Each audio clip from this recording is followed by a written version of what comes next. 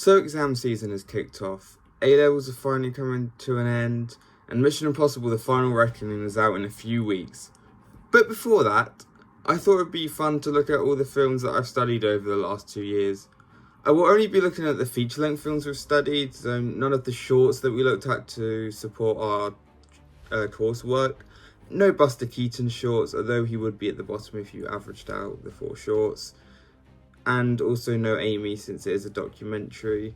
However, we are looking at some great films. We're looking at Some Like It Hot, Do the Right Thing, Get Out, Joker, Shaun of the Dead, Fish Tank, Pan's Labyrinth, Parasite, and finally, Memento. That's 9 films, so let's get into it. And I'm doing it like this, and stuff will be on this side, because too many of these films are made by Universal, and I'm not in the mood to fight them on copyright this close to my exams.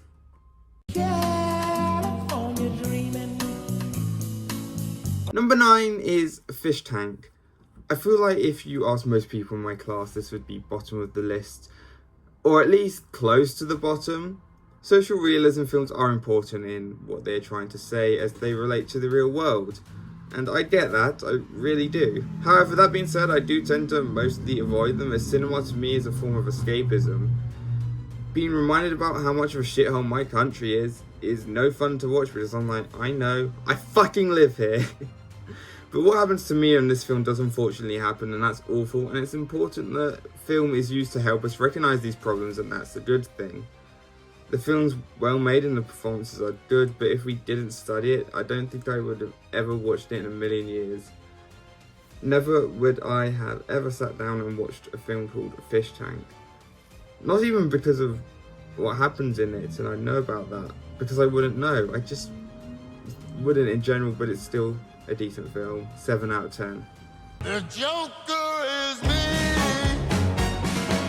The Joker is me. Number 8 is Joker. Yeah, this score has gone down since I last talked about this film in my Fully Ado video. A deconstruction of the Joker character is not one that I will ever deeply care for. Why? Well, they take the most evil and batshit crazy man in the world and look at how they became that way. Except the case normally is that the less you know about Joker, the better. The Dark Knight is a brilliant example of this. He's just a raging lunatic. There doesn't have to be a deep philosophical reason for it. Everything in this film does deconstruct the character well. My problem is that Joker, for me, isn't a character that I felt needed deconstructing. And the film would have been a lot better if it wasn't DC and just removed all the comic references and played out the same way. Also, half of Joker's character is his relationship with Batman. Therefore, Joker without Batman is just stupid. 7 out of 10.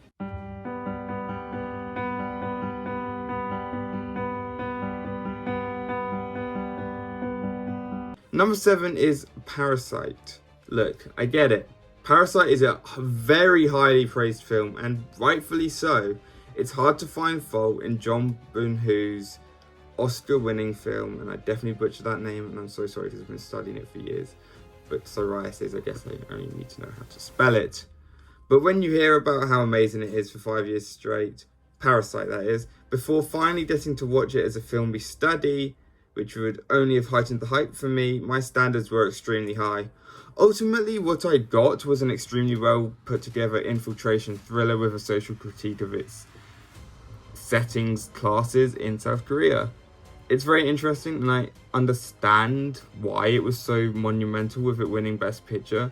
It allowed foreign language films to be introduced properly into the mainstream, more so than they ever had been before. It's great.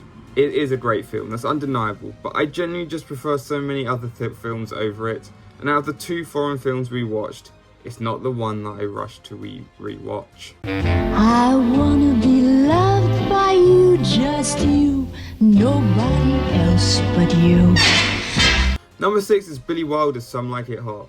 For a film released under the Hays Code, we had to study this and how it pushed those rules to the limits, as it's the only film released before the age rating system existed that we study, putting it in the old Hollywood era, and it is great. Wilder provides a witty comedy film, accurately representing 1929, the year it was set, even though it released 30 years after that. He blends the crime and comedy genres well. The black and white stylistic choice helps keep the film in its era, as well as make the makeup on Jack Lemmon and Tony Curtis look less ridiculous, ultimately leading to their undercover disguises as women more believable and keeping the film fairly grounded. Marilyn Monroe remains a star highlight in the film with an excellent performance, as she always does. Forever an Hollywood icon who unfortunately became a sex symbol in the industry. But the film in a way does ask you to challenge that about her, as her character develops into someone who wants to be seen and loved beyond that by the end. And an important reminder in the ending that nobody is perfect, and this is definitely a film that I could see the score going up for if I gave it a few more rewatches throughout the exam era. But for now it gets an 8 out of 10. Run, rabbit, run, rabbit, run, run, run. Run, rabbit, run, rabbit, run, run, run. Number 5 is Get Out by Jordan Peele. As major directorial debuts go, this is pretty good, all things considered. A great film that could be viewed as privilege versus no privilege, shown through the lens of racism, or simply a horror film just about how racism still exists and we need to acknowledge that. And the ending is also symbolic of that, with Chris escaping one bad neighbourhood where the Armitages live, but still leaving as a black man. He can't escape the fact that somewhere else people will be prejudiced against him. And that is the unfortunate truth of the world that we live in. Needless to say, all performances here are excellent. Peele's direction conveys everything extremely well, especially Chris's discomfort during the party, making it clear that we should be aligning with Chris as a spectator throughout the film as a means to understand his ideology. 8 out of 10.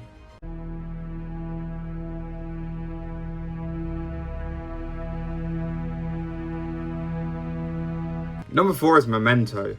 This is one of Christopher Nolan's earliest films, and it is a fantastic experimental puzzle box. I can understand why viewers might find the film confusing and difficult to follow. Like many Nolan films that would follow, it asks you to be the highest of active spectators, and some people just won't want that from a film. But having studied the film, I can understand the idea of a fractured memory that Nolan was portraying. Leonard's mind is broken, unable to create new memories. Of course, the narrative of the film is going to reflect that. It's masterful experimental cinema, and Guy Pearce is phenomenal at reflecting that fractured mind. So much of this film contains the foundations of Nolan's auteur style, with black and white alternate timelines revisited in Oppenheimer, and his most prominent auteur feature of manipulating and messing with time, shown in so many of his films such as Interstellar, Inception, and Oppenheimer again. Memento may not be among my favourites of his, but it is among my favourites of the ones that we've studied, and it's still pretty damn good. 8 out of 10. Fight the power! Fight the power! Fight the power! Number 3 is Spike Lee's Do the Right Thing. When I watched this film, I was simply blown away.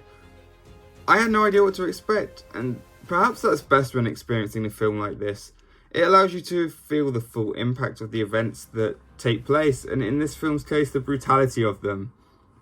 While we obviously touch on the racial themes of the film while studying it, the section the film was under is more about Lee as an autorial filmmaker, and I think his style is very interesting.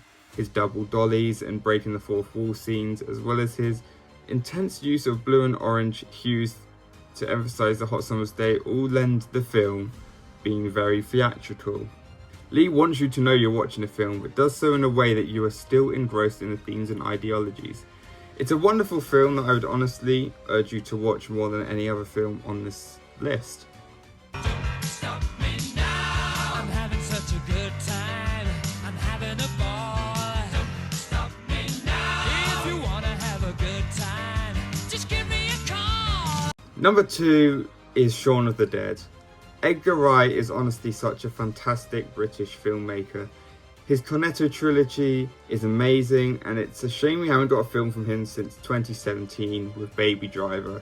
Shaun of the Dead is the first film in the Cornetto set of films, and it's great.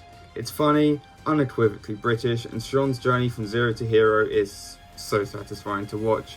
It has a great commentary on British complacency in life and consumerism in general, and Edgar Wright critiques those things through its characters in the zombie apocalypse.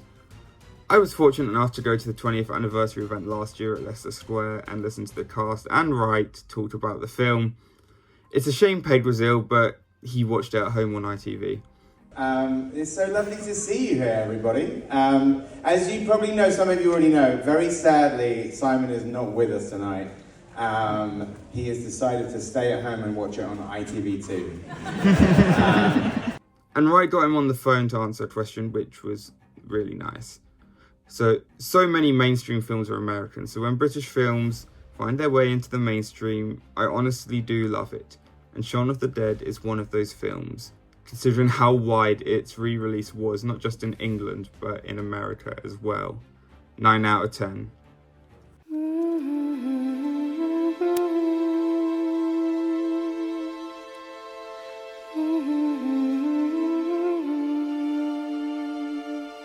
But number 1 is Pan's Labyrinth. If you told me when I started this course that my favourite film would be a foreign film, I would have been wildly surprised. But most foreign films that hit the mainstream are in the mainstream for a reason, and that's because they are genuinely really good. Pan's Labyrinth is no exception to that. I genuinely really adore this film. Del Toro plays around with real events in this film, with the aftermath of the Spanish Civil War and the fascists attempting to clean up any small insurgent groups. But what makes this film so special is the blend of brutality of fascism and war with the magical imagination of the fantasy world. It plays on childhood innocence, with Ophelia clearly using her fantasy world to block out the fascist location and Vidal, which she finds herself surrounded by. The blend is everything I want from a film, with strong themes and ideologies to help ground the film in realism, but also show creativity, as that is what film is about to me, as it is an art form. And I think Del Toro's creativity is shown off perfectly here. 9 out of 10.